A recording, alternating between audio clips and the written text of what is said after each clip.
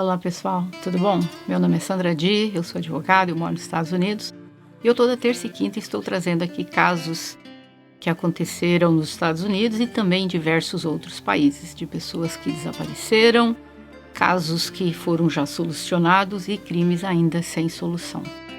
Bem-vindos ao canal Investigação Ilha TV.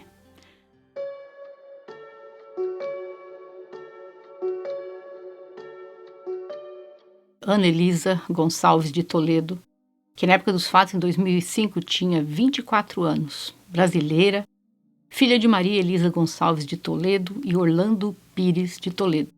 Ela também tinha um irmão mais novo, de 21 anos, chamado Eduardo. Ela morava com uma família dela na cidade de Santo André, no estado de São Paulo. Mas ela decidiu vir aos Estados Unidos para ser au pair. Au pair é quase como uma babá, mas eles trabalham menos horas que as babás e estudam também. Não vem aqui somente para trabalhar.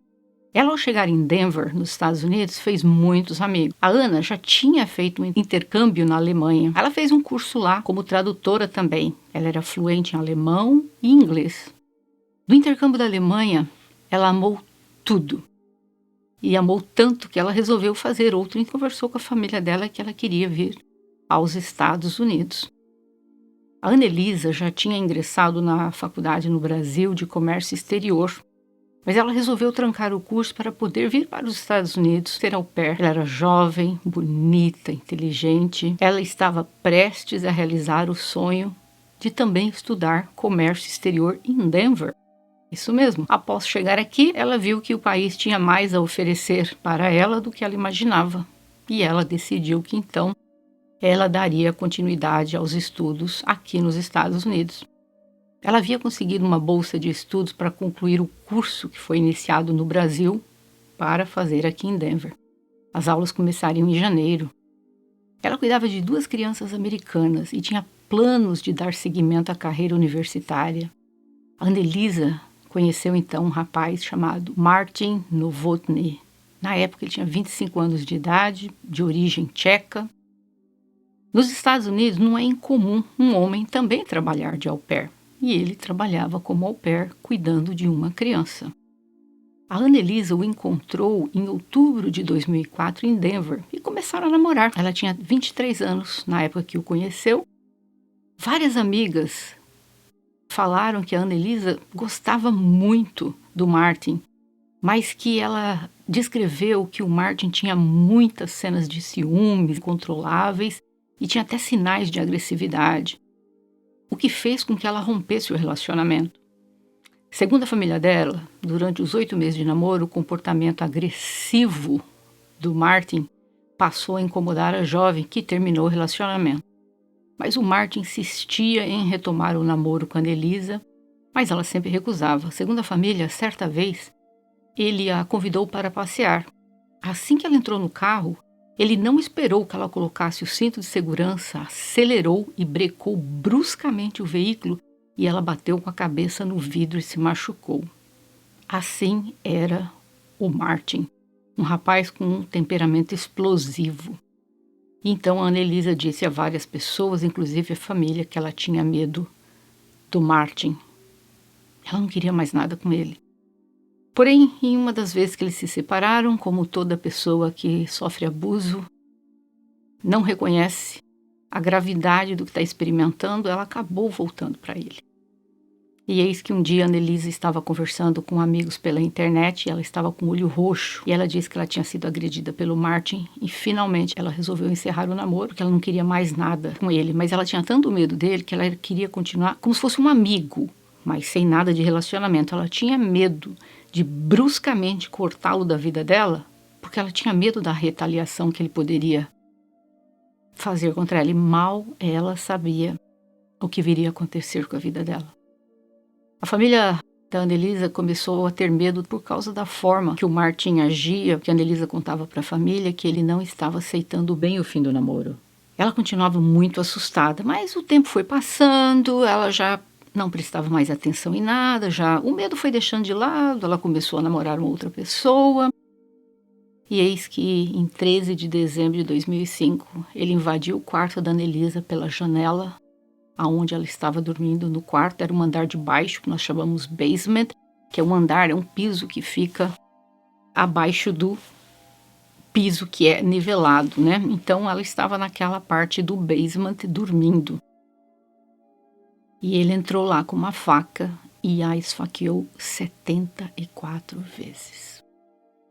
Sendo alguns ferimentos no olho, ele usou um travesseiro para abafar os gritos dela, levando o promotor de justiça a concluir que ele estava tentando desfigurá-la com tal ato. Geralmente, uma pessoa abusiva, quando ela chega a esse nível de violência, a raiva, a ira é tão grande que não basta só matar. A pessoa sente que tem que desfigurar. O Martin Novotny teve um fim muito triste. Ele acabou sendo preso, que é o que ele merecia. Eu digo um fim muito triste por causa da idade. Um rapaz tão jovem, que tinha um futuro todo pela frente. Mas resolveu usar desse tipo de tática que começou como um abuso psicológico, que vou estar explicando logo adiante como é que funciona, e depois escalou para o abuso físico. O Martin confessou à polícia que antes dele ir até a casa onde a Annelise trabalhava, ele cavou um buraco aonde a enterraria. Segundo o depoimento do Martin, ele teria usado uma faca para encerrar a vida da jovem. Ele tinha comprado uma faca especial para isso, ou seja, o crime era totalmente premeditado. Ele disse que deixou o corpo dela no chão do quarto, saiu pela mesma janela que ele entrou, voltou à casa onde ele morava, tomou banho, colocou a arma do crime e as roupas ensanguentadas em um saco e voltou para a área onde ele havia tirado a vida dela, nas proximidades, vamos dizer assim, e jogou o saco em uma lixeira. E ele foi então até o local onde ele encontrou-se com a Annelise pela primeira vez. E lá ele sentou-se, telefonou para a polícia e disse que o que tinha feito com ela. Ele não fez nenhuma tentativa de remover o corpo dela, porque ele já havia escolhido o local, cavado um buraco, mas ele acabou deixando o corpo dela lá. Ele, ao telefonar para a polícia, disse que tirou a vida da Annelise, eles eram ex-namorados, e ele também depois ajudou a polícia a encontrar as sacolas de roupas ensanguentadas e também o buraco que ele havia cavado. Ele levou a polícia em ambos os locais. O Martin disse às autoridades que ao entrar no quarto, a Annelise acordou e começou a gritar. E aí ele colocou um travesseiro sobre o rosto dela para abafar os gritos, como eu mencionei agora há pouco, e a esfaqueou. Ele diz que naquele momento ele como que blackout, como se fosse, vamos dizer assim, ele saiu de si, um desmaio. Não é um desmaio físico que ele caiu no chão. É como se algo tivesse... A ira era tão grande que o que ele fez, ele não tinha uma reconstrução minuto a minuto do que estava ocorrendo. É como se ele estivesse fora dele mesmo. Ele diz que aquele momento passou assim como se ele não conseguisse lembrar o que aconteceu. O Martin foi sentenciado à prisão perpétua aqui nos Estados Unidos, sem direito à redução da pena e sem direito à liberdade condicional. O Martin não pareceu reagir nem surpreso, nem triste, nem nada quando o veredito foi lido. A única coisa que ele disse ao juiz, na frase dele, sinto muito pelo que aconteceu. Não há nada que possa justificar o que eu fiz. Eu gostaria de me desculpar. Não há palavras que eu possa usar em inglês, ou em tcheco, ou em outro idioma. Ele disse que não pôde se conter ao ver uma foto dela com o novo namorado. E ele não aceitava que o relacionamento havia acabado. E ele disse que naquele momento a fúria tomou conta e ele resolveu terminar com a vida dela. O médico legista responsável pela autópsia confirmou em depoimento que realmente houve confronto entre o Martin e a Annelise, porque ela apresentava ferimentos de alguém que estava tentando defender-se. A promotoria seguiu a teoria que ele a sufocou com um travesseiro e depois a esfaqueou. Os pais e irmão da Annelise vieram aos Estados Unidos para assistir o julgamento, mas eles tiveram que retornar ao Brasil antes do veredito, porque eles estavam exaustos, ouvindo todos os dias, ouvindo aquelas coisas horríveis, aqueles detalhes horríveis do que aconteceu com a filha deles. Ele apelou da condenação ao tribunal, alegando, entre outras coisas, que um dos jurados do caso Esse jurado trabalhava como procurador-geral adjunto e, obviamente, isso não pode ocorrer.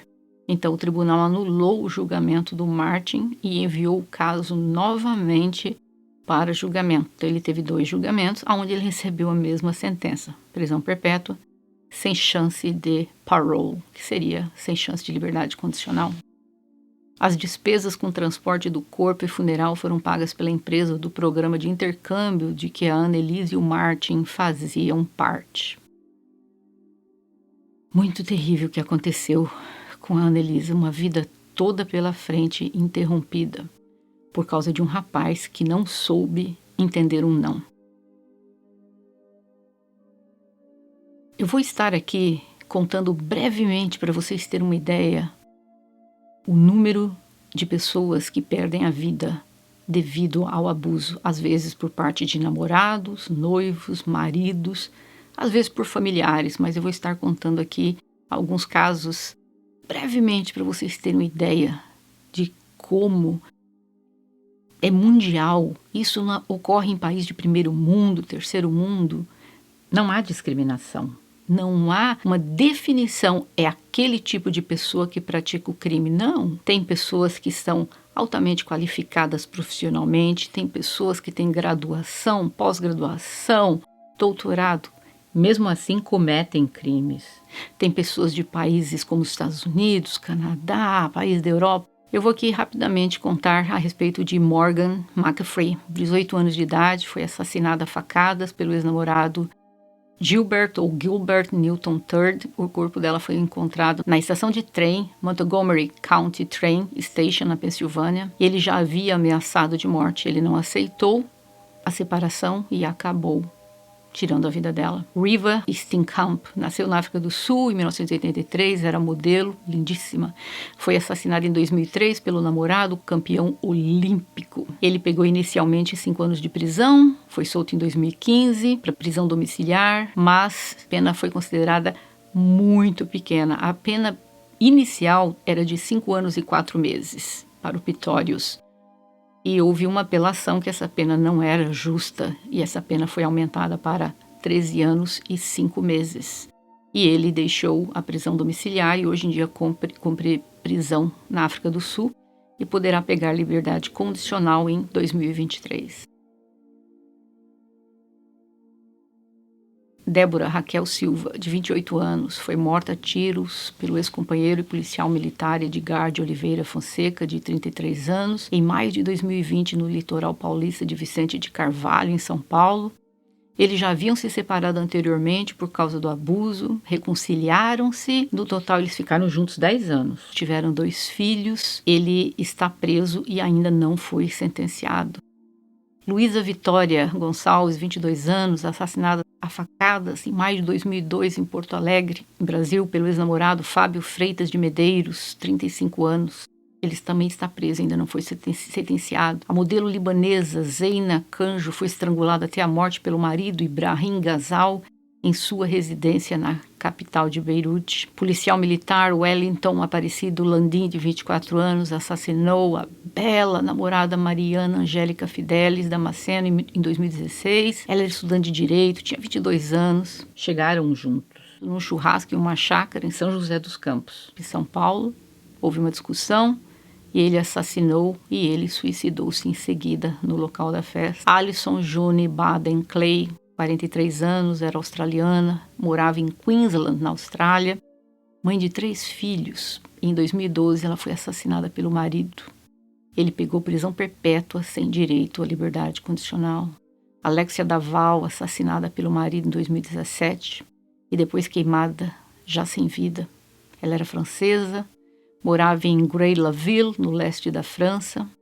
Ele pegou apenas 25 anos de prisão. É terrível o número de pessoas que sofrem violência doméstica. Quase 126 mil pessoas foram vítimas de violência doméstica na França em 2019. 146 delas foram assassinadas pelos esposos ou parceiros, namorados. Neha Sharada Chowdhury nasceu e morava na Índia em um suposto crime de honra. No dia do aniversário de 18 anos, ela estava com o namorado. A polícia confirmou que os pais não aprovavam o relacionamento e então os pais dela com a ajuda de um parente, a matou. Eles estão presos. Sandra Lúcia Hammer Moura, brasileira, casou-se aos 16 anos. Após muitos anos casada, ela separou-se do marido, ele não aceitou a separação, ele a enforcou e logo em seguida tirou a vida dele. E ele deixou um bilhete dizendo que os dois estariam reunidos na glória de Deus e juntos.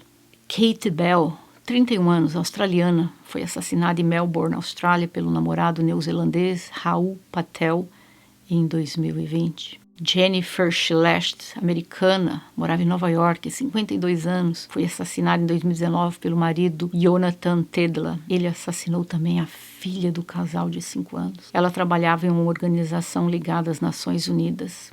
Ele também tirou a própria vida após os assassinatos. Melek Pelk, 31 anos, de origem turca, assassinou o marido em 7 de janeiro, após submetida à tortura. Vocês podem ver pela foto a condição que essa mulher estava. E mesmo assim, ela pegou prisão perpétua. Ela matou o marido, ela o assassinou em defesa própria. Mas, segundo as leis na Turquia, isso não era suficiente. E ela pegou prisão perpétua. Eu acho isso o cúmulo do absurdo.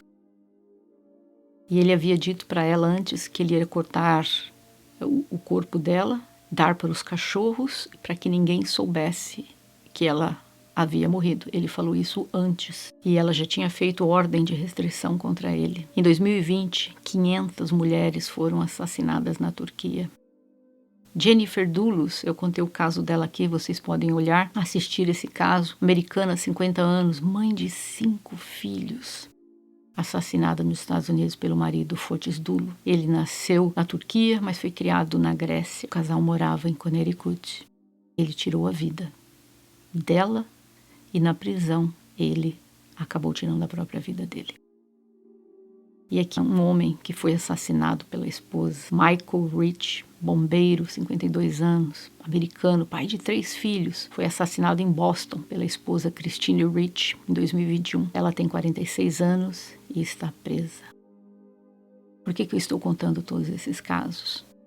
Porque eu quero que vocês entendam que abuso não tem face, não tem nacionalidade, não tem nível social, não tem nível financeiro.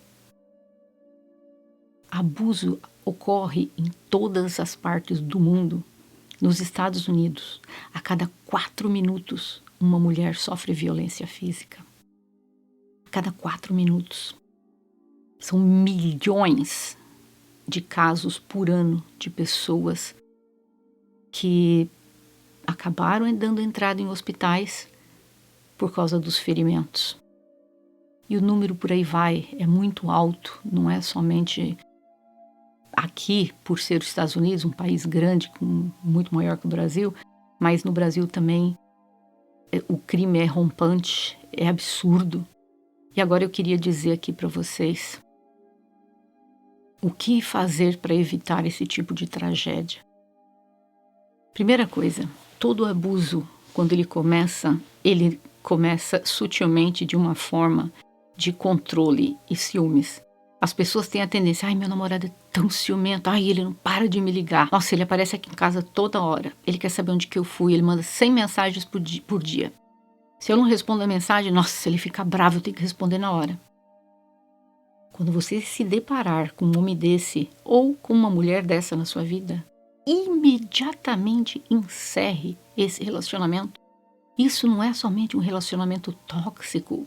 Isso é um relacionamento abusivo. Por que existe o abuso? Abuso, ele é composto apenas de poder e controle. Nada além disso. Tem nada a ver com amor. É poder e controle. E de que forma que o abusador começa? Primeiro com ciúmes excessivos, que eu não gosto dessa sua roupa, tá muito justa, tá muito curta, tá muito transparente. Ai, vai trocar. Ai, que batom é esse? Nossa, vai lavar essa cara, você não vai sair desse jeito. Primeira vez que um homem disser isso pra você, você abre a porta e dá um pé nele, manda ele embora e nunca mais saia com um homem desse. Você não tem que ir lá trocar de roupa, tirar a maquiagem por causa de um homem. Não deixe que um homem roube a sua identidade. Homens também são abusados. Eu também sou Domestic Violence Advocate aqui nos Estados Unidos, ou seja, eu sou ativista contra a violência doméstica nos Estados Unidos. Eu lido com centenas de casos por ano de pessoas que sofreram abuso dentro dos Estados Unidos. E todos os casos são idênticos. É como se o abusador ou a abusadora leem do mesmo livro. O abuso é sempre da mesma forma.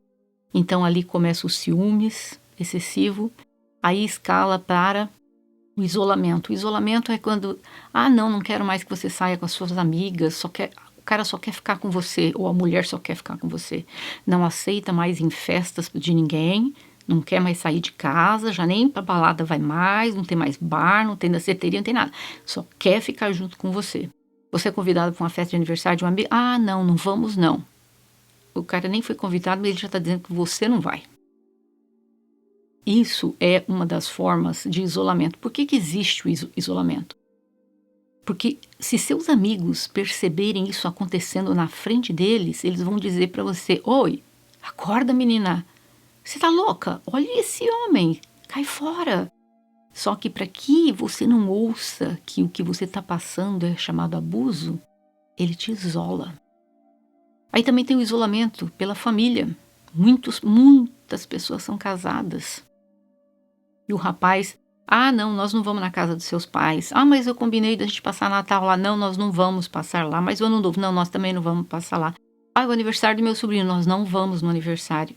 E ali a pessoa acaba cortando praticamente o contato que você tem com o mundo externo. Você não consegue ser mais quem você é. Você passa a não aceitar mais convites de ninguém, de amigos, de família, para participar de mais nada, porque o seu namorado, marido, companheiro não quer. Existe a forma de humilhação, quando a pessoa humilha você, ou porque você não tem um português bom, ou se você mora no exterior, porque o seu inglês é horroroso, porque seu francês é terrível, seu alemão, que é uma vergonha. A pessoa encontra prazer em te humilhar na frente dos outros. O trabalho que você tem nunca é bom, não é suficiente, é uma porcaria de trabalho que você faz, a pessoa sempre te colocando para baixo. Tem também as ameaças: se você não fizer isso, eu vou agredir alguém da sua família. Se a pessoa tem algum segredo seu, se você não fizer isso, eu vou contar para todo mundo, eu vou colocar no Facebook, eu vou falar para o seu pai, e por aí vai. Então, geralmente, o abuso, ele tem a forma de poder e controle. E dentro do abuso, existem circunstâncias que uma pessoa pode experimentar, que seria humilhação, controle, coerção, isolamento, degradação e por aí vai. E depois disso, escala-se para o abuso físico. Eu quero dizer aqui uma coisa para vocês. Não existe uma justificativa para abuso. Homem que abuse e depois diz: mas é porque eu bebi demais, eu nem lembro disso. Mas é porque você me irritou. Se você não tivesse falado isso, eu não teria feito isso. Saia fora disso. Não existe explicação. Como que você está aí aceitando um homem dizendo para você, levantando a mão para você, uma mulher fazendo isso com você, e simplesmente você aceita? E eu escuto das vítimas o tempo todo, quando eu pergunto: por que você não saiu desse relacionamento? Porque eu amo tanto. Que amor é esse? Amor de mão única? Basta pra você? Só você amar seu marido, seu companheiro, seu namorado? Porque só você tá amando sozinha. Não venha me dizer que um homem que levanta a mão pra você te ama. Você tem que ser muito ingênua, pra não dizer outra coisa, em acreditar que um homem desse bate em você, levanta a mão pra você e depois: meu amor, minha querida, meu docinho, beijinho pra cá, pra lá, me perdoa, eu te amo. Você tem que ser muito ingênua para acreditar que um homem desse te ama. Quem ama não maltrata. Quem ama não humilha, não degrada, não isola. Isso não é amor.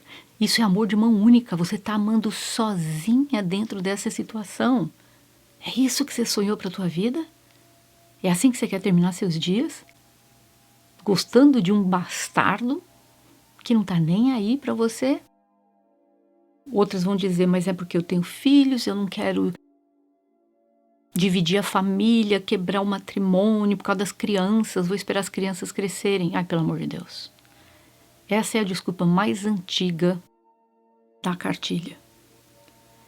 que você vai ensinar para os seus filhos dentro de um relacionamento abusivo?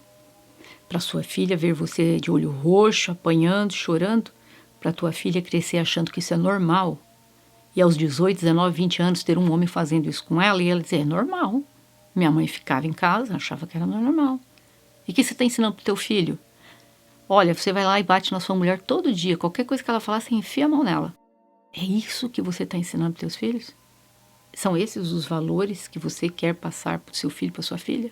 Então, pelo amor de Deus, não use esse tipo de argumento, porque eu vou esperar as crianças crescerem, daí eu vou embora. Eu sei que a parte financeira pesa muito, eu sei que muitas pessoas estão dentro de casamentos abusivos porque não tem para onde ir, mas eu te digo, sempre há uma saída. Na maior parte dos países do mundo, inclusive no Brasil, nós temos abrigos para mulheres que sofrem violência física. Vá para esse local. Você deve ter uma amiga, um amigo, um parente. Vá para a casa dessa pessoa, mas não fique dentro de um relacionamento abusivo. Eu quero dizer aqui que nada do que você fez ou do que você falou é uma desculpa para um homem agredir você. Não importa se você gritou com ele. Não importa se no meio de uma discussão você estava aos berros com ele. Claro que isso não é uma maneira decente de estar dentro de um relacionamento, mas que você tenha até dado uns gritos com ele. Isso não dá o direito de um homem levantar a mão para você. Isso não dá o direito de você, homem, estar apanhando da sua mulher, levando tapa na cara, murros. Não tem justificativa para isso. Vocês precisam encerrar esse relacionamento. O que acontece com as vítimas de violência doméstica? O abuso passa a ser gradual, depois passa a ser constante. E quando a pessoa se vê, ela está perdida dentro desse relacionamento. Aí o que acontece? Ela perdeu a autoestima e ela perdeu o autorrespeito. E uma vez que você perde o respeito por você mesma, não há mais nada a salvar dentro de um relacionamento desse. A tendência é só piorar. Por isso, procure ajuda psicológica. É muito importante. Una-se a grupos que fazem discussão a respeito de violência doméstica. Até na internet, há grupos de apoio. Procure ajuda. Mas não fique dentro de um relacionamento como desse. Não seja mais uma Annelisa. Não seja mais uma Riva. Não seja mais uma Marie. Não seja mais uma Jennifer Dulos.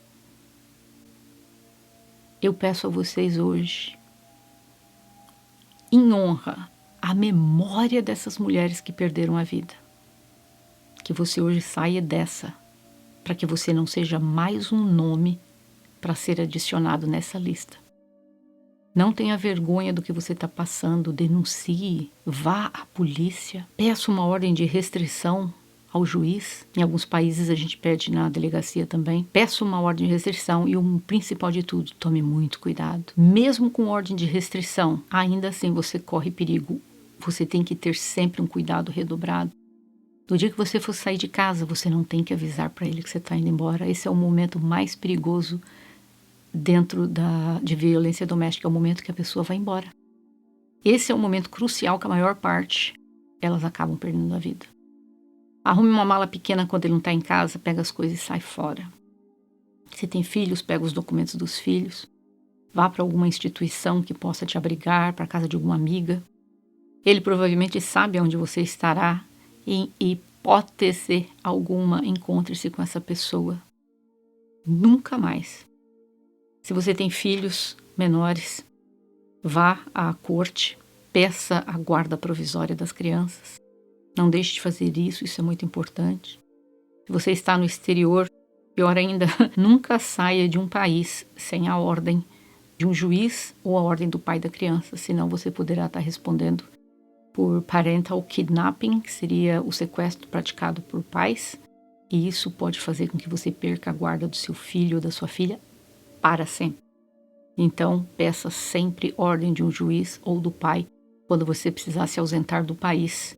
E mesmo estando no Brasil, por exemplo, você vai para outra cidade, para outro estado, mesmo assim, vá à corte, ao fórum local. Você não tem advogados? Vá na ordem dos advogados do Brasil, eles têm uma lista de advogados que trabalham de graça.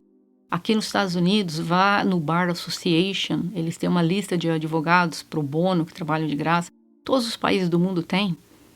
Procure ajuda jurídica, procure ajuda psicológica e, mais do que nunca, esteja participando de terapia de grupo para que você possa ganhar novamente aquilo que foi perdido em você. Porque possivelmente hoje você se olha e você é uma mera sombra do que já foi um dia. Mas você não envergonhe-se disso, muito pelo contrário. Torne-se também uma ativista contra a violência doméstica.